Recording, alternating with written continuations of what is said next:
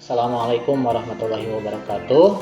Perkenalkan, nama saya Arif Rahman Hakim ya. Sekarang mengajar di SD dan SMP swasta Eka Pandawa Sakti. Nah, saat ini di masa pengenalan lingkungan sekolah atau MPLS SMP swasta Eka Pandawa Sakti, Pak Guru mau menyampaikan materi mengenai kesadaran berbangsa dan bernegara.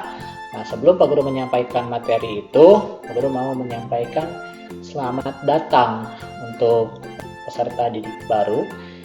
Mudah-mudahan kalian bisa memperoleh ilmu yang berkah, memperoleh ilmu yang bermanfaat, memperoleh ilmu yang bisa mengantar kalian kepada masa depan yang sukses. Nah, langsung aja kita simak materinya. Baik, Pak Guru akan mulai ini, kita akan slide-nya kita tampilkan. Oke, nah ini slide-nya, kalian bisa simak di sini ya. Kesadaran berbangsa dan bernegara. Oke, nah, kesadaran bela negara. Kesadaran bela negara atau kesadaran berbangsa dan bernegara ini memiliki kaitan yang sangat erat sekali. Nah, kesadaran bela negara ini pentingnya untuk apa sih? Gitu ya. Mungkin kalian bertanya-tanya, bela negara itu. Nah, ini Guru tampilkan. Nah, bela negara itu berfungsi untuk atau memiliki manfaat untuk mempertahankan negara dari ancaman yang dapat mengganggu kelangsungan hidup masyarakat berdasarkan atas cinta tanah air. Nah, ya bangsa Indonesia, negara Indonesia menjadi tanggung jawab kita sebagai warga negara Indonesia, menjadi masyarakat Indonesia, karena kita sebagai warga negara Indonesia memiliki kewajiban untuk menjaga dan mempertahankan negara Indonesia dari berbagai ancaman-ancaman, baik yang dari luar maupun yang dari dalam. Selanjutnya, upaya untuk menumbuhkan rasa patriotisme dan nasionalisme di dalam masyarakat. Nah, apa itu patriotisme? Apa itu nasionalisme?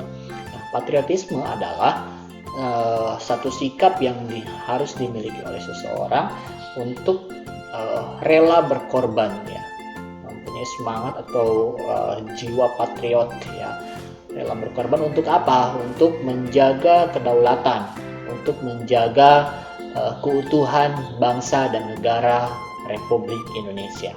Gitu. Kemudian yang kedua, nasionalisme. Nah, nasionalisme adalah tadi yang Pak Guru sampaikan di awal, yaitu rasa cinta terhadap tanah air. Nah, apa aja nih wujud nyatanya gitu, rasa cinta terhadap tanah air. Contohnya, ketika kita di sekolah melaksanakan upacara bendera, dalam kegiatan-kegiatan hari besar kita melaksanakan upacara, contohnya Hari Sumpah Pemuda, Hari Pendidikan Nasional, itu untuk mengenang jasa-jasa para pahlawan kita. Dan mungkin kalian suka berbelanja ya di supermarket atau di mall kayak gitu. Nah, kita juga bisa menerapkan semangat atau sikap nasionalisme dengan cara apa? Contoh, ada barang yang sama nih, yang satu produknya berasal dari luar negeri, yang satu dibuat di dalam negeri. Nah, kira-kira kalian mau pilih yang mana nih? Nah, sebagai warga negara yang baik ya tentunya kita memilih produk dalam negeri ya.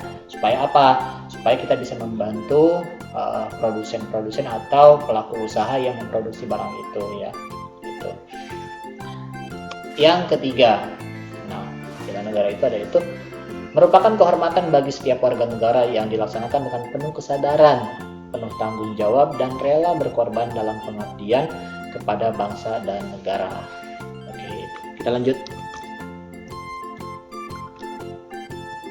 Oke, nilai-nilai bela negara. Ini Pak Guru sampaikan 3 aja ya, karena waktunya terbatas. Nilai-nilai bela negara itu yang pertama, cinta tanah air. Atau nasionalisme. Nah, bagaimana perwujudannya kita sebagai warga negara untuk melaksanakan rasa cinta atau untuk mewujudkan rasa cinta kita terhadap tanah air. Yang pertama, melestarikan budaya bangsa dan negara. Budaya bangsa dan negara itu merupakan tanggung jawab kita sebagai warga negara yang baik. Bagaimana caranya kita melestarikannya? Nah, kita sebagai warga Sumatera Utara nih, kita yang berada di wilayah Sumatera Utara, kita harus tahu, ya, harus tahu suku apa saja sih yang ada di Sumatera Utara. Contoh suku Batak Toba, Batak Karo, kemudian Batak Mandailing, dan lain sebagainya, masih banyak lagi ya. Kemudian ada Nias, nah itu. Lalu lagu-lagu daerahnya, kemudian bahasanya, kemudian tarian daerahnya, rumah adatnya, pakaian pakaian adatnya. Nah, itu harus kalian pahami, harus kalian tahu. Itu sebagai bentuk atau cara melestarikan budaya bangsa dan negara. Yang selanjutnya, menjaga nama baik bangsa dan negara. Contoh, mana tahu suatu saat nanti kalian pergi ke luar negeri, ya, sekolah kalian di luar negeri atau kuliah. Nah, jangan sampai kalian menjelek-jelekan nama Indonesia. Jangan sampai kalian menjelek-jelekan nama bangsa Indonesia, tetapi usahakan kita harus melestarikan, mengenalkan budaya-budaya, kekayaan-kekayaan yang ada di Indonesia, gitu ya. Jangan sampai menyampaikan hal-hal yang negatif ya. Oke. Yang selanjutnya, kesadaran berbangsa dan bernegara. Nah, bagaimana bentuknya atau perwujudan sikap kesadaran berbangsa dan bernegara? Yang pertama, yaitu mencegah perkelahian antar kelompok atau perorangan. Jadi, misalnya kalian punya masalah nih sama kawan gitu, jangan sampai kalian berantem ya, jangan sampai kalian berkelahi, tapi selesaikanlah dengan bermusyawarah, selesaikanlah dengan diskusi begitu. Kemudian menjadi anak yang berprestasi. Nah, di sekolah usahakan kalian mempunyai prestasi ya. Walaupun misalnya kalian nggak suka nih belajar matematika, ya mungkin kalian punya kelebihan di bahasa Indonesia, punya kelebihan di IPA. Nah, atau kalian suka bercocok tanam, itu kalian bisa nanti di sekolah ini kalian bisa salurkan tuh minat dan bakat kalian ke ekstrakurikuler hortikultura. Nah, gitu ya. Kemudian selanjutnya Pancasila. Pancasila ini sudah kita kenal sejak dulu sebagai alat pemersatu bangsa dari Sabang sampai Merauke. Walaupun berbeda-beda bahasa, berbeda-beda agama, berbeda-beda warna kulit, berbeda-beda kultur, budaya, sosial, tetapi kita dalam satu ikatan dengan berpedomankan pada Pancasila. Kemudian pedoman hidup berbangsa dan bernegara. Jadi dalam kehidupan kita berbangsa dan bernegara, bermasyarakat, kita berpedoman pada Pancasila. Oke. Selanjutnya yaitu nasionalisme. Pak Guru akan lebih memperuncing lagi materi tentang nasionalisme ini ya. Nah, ada yang perlu dilakukan, ada juga yang perlu dihindari mengenai nasionalisme ini. Nah, apa aja sih yang harus dilakukan? Oke, ini kita lihat slide-nya. Nah, yang pertama, mengembangkan persamaan di antara suku bangsa. Suku yang beraneka ragam yang ada di Indonesia. Ya, jangan jadikan sebagai sumber permasalahan, tetapi kita harus jadikan sebagai suatu kekayaan. Ya, kekayaan bangsa yang harus kita pelihara supaya kehidupan kita aman, damai, dan tentram. Yang kedua, mengembangkan sikap toleransi.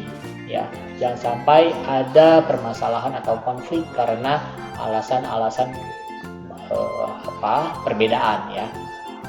Tapi kita harus toleransi, harus saling menghormati satu sama lain. Walaupun kita berasal dari daerah yang berbeda, kita memiliki bahasa yang berbeda, kita memiliki agama yang berbeda, tapi kita harus kembangkan sikap toleransi.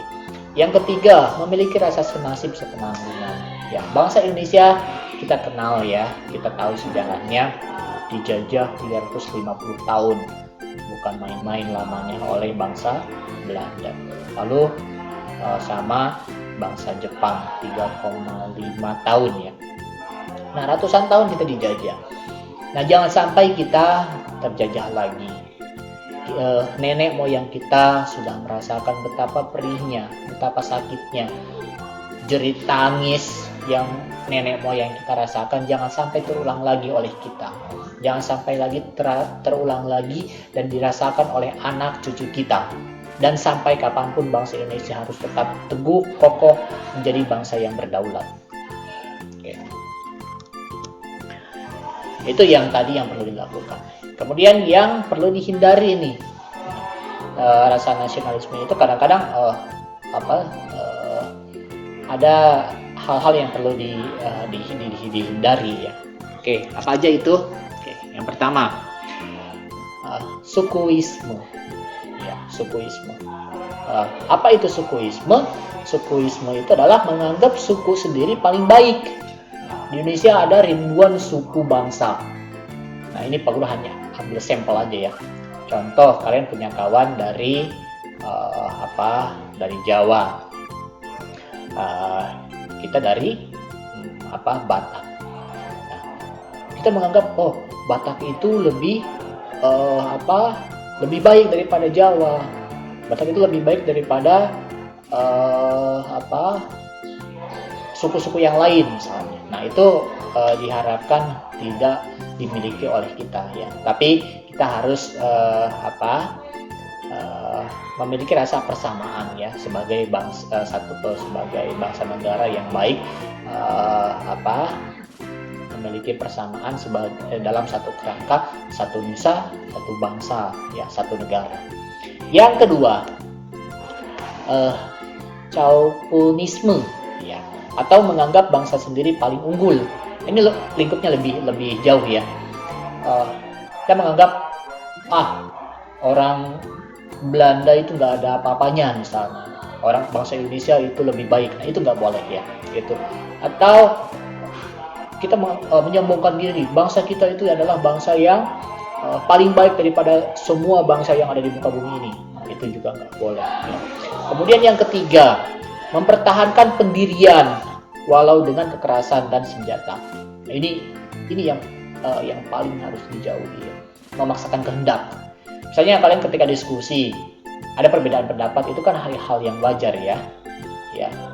Atau hal kecil aku contohkan ketika kalian belajar nanti di kelas, kemudian diskusi ada perbedaan pendapat. Nah, kalian jangan memaksakan kehendakmu.